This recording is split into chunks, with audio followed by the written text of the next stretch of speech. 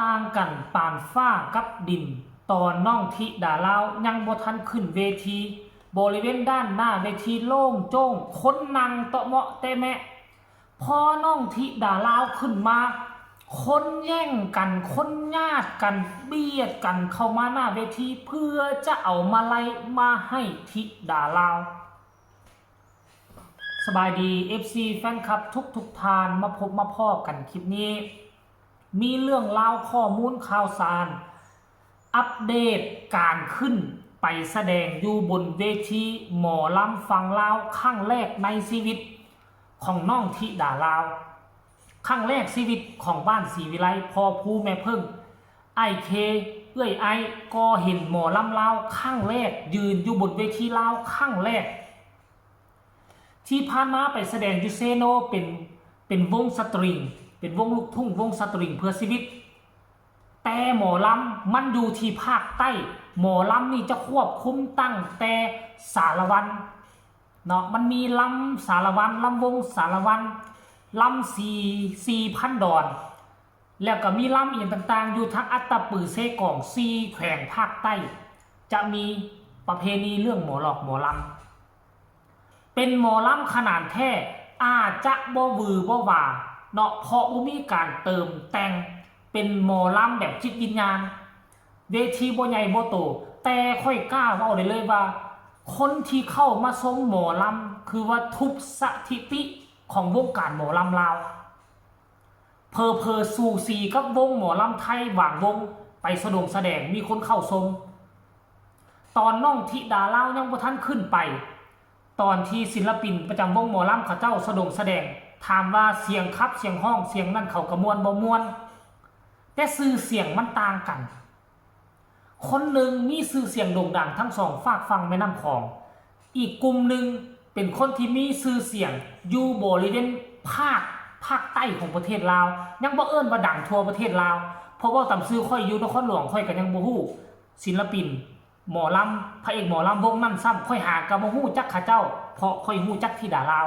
ฮู้ว่าน้องธิดาลาวจะได้ไปขึ้นเวทีเขาค่อยจึงไปค้นหาค่อยจึงฮู้จักอันสมเนาะ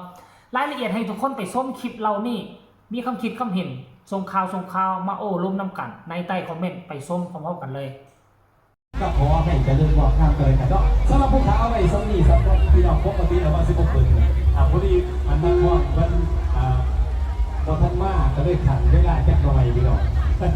เอาจังพอกันในส่วนเรื่องต่อก่อนพี่น้องเนาะขอพบกับเป็นพิเศษต้องต่อไปให้ทั้งนักร้องนักศิลปินขวัญใจมหาส้นที่กำลังโด่งดังตัวว่าจะเป็นทั้งนักร้องอาจารย์ไทยอาจารย์ผู้ศรีวิไลเนาะ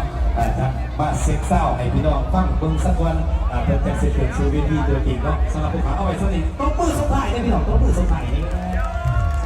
ขอบใจเด้อดอกบาทเด้อ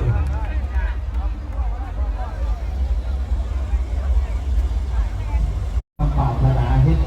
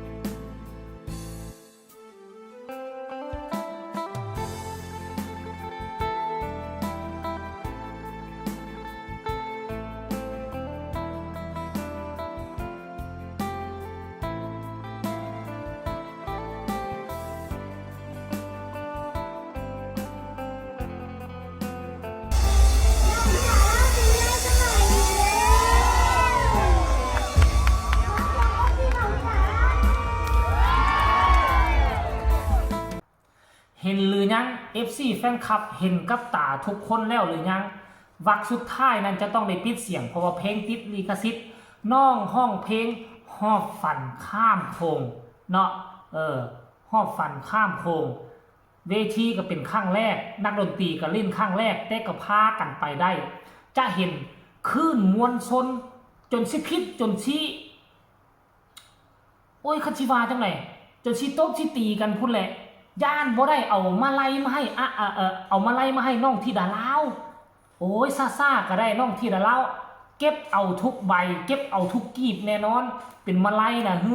แห้งอยากได้อยู่เนาะแห้งอยากได้ไปจุนเจือครอบครัว